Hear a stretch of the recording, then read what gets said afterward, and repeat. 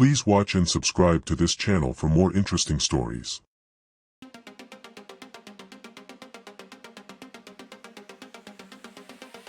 The city of Akita pulsed with life, street hawkers calling, drums echoing from hidden courtyards, the smell of roasted plantain mixing with the scent of kerosene. In a neat bungalow at the city's edge lived Obinna, a tall, quiet civil servant with a gentle smile. His wife, Ngozi, wore bright wrappers of crimson and indigo, her oval face always hidden behind a small, knowing smile. That evening she stirred a steaming pot of egusi soup, sprinkling in not just salt and pepper but a fine powder wrapped in banana leaf. The powder hissed like rain on a hot roof. "Eat well, my husband," she cooed. "A man needs strength."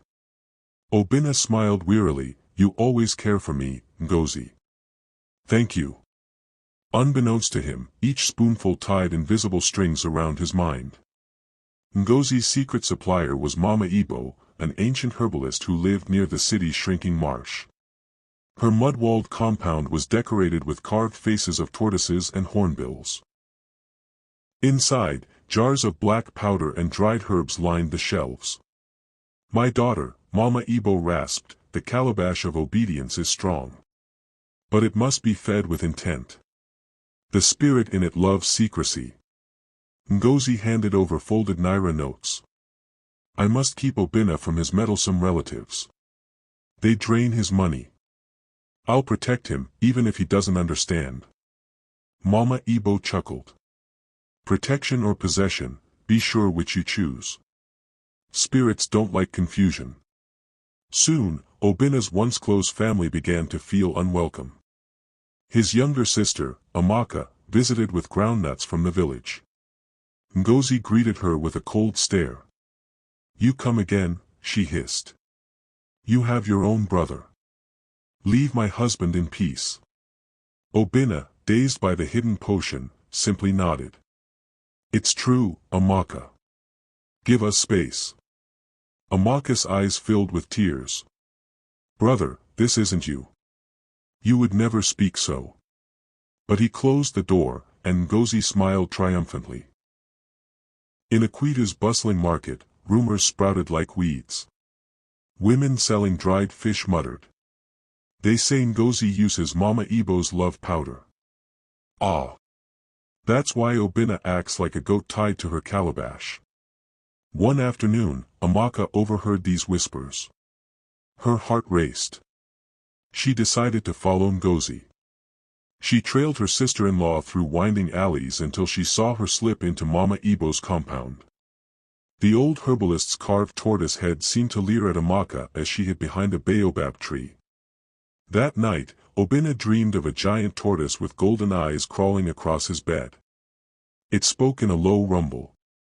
"Your will is not your own. Break the calabash." He awoke sweating, but by morning the dream dissolved like mist. Ngozi handed him porridge sweetened with honey and the faintest dash of the powder. "Eat, my love," she said. Far away, Amaka prayed at the city's old shrine of Igbo, the spirit of hidden truths. She left kola nuts and palm oil, whispering, "Reveal my brother's bondage."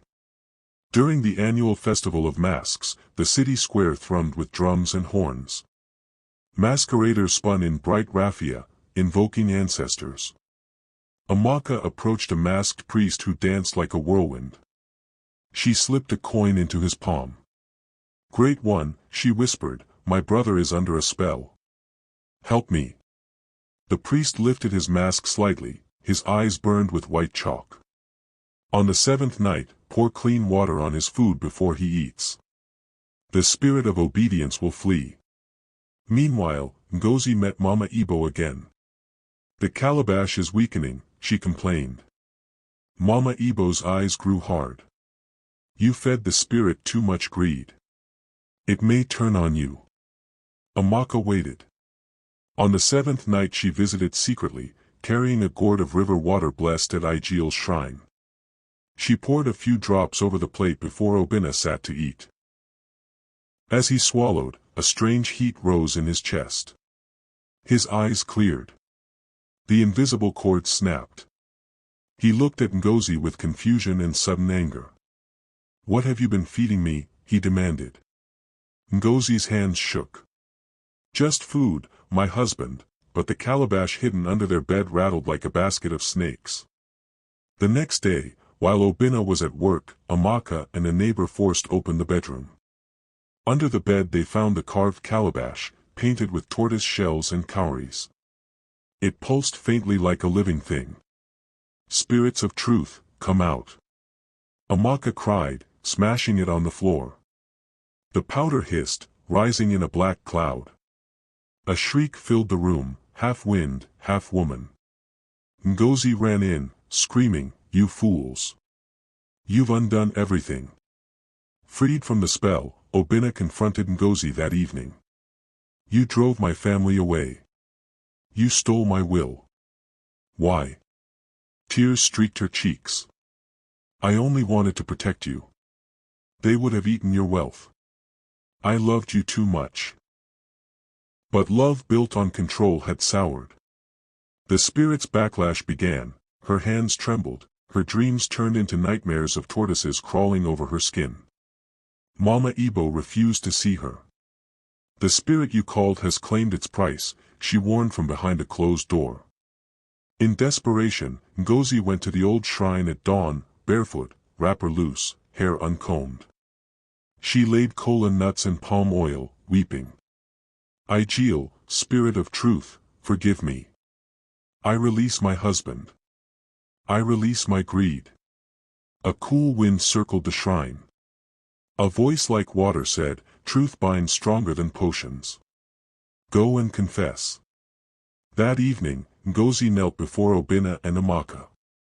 "Forgive me. I was blind. The spirit has left me." Obinna looked at her for a long time. "Love is freedom, not chains," he said. In time, with prayers and cleansing rituals, Ngozi began to rebuild her life, this time without powders, only with honesty. And in Akwidu, the tale of the calabash woman became a whispered warning at every market stall about the dangers of love.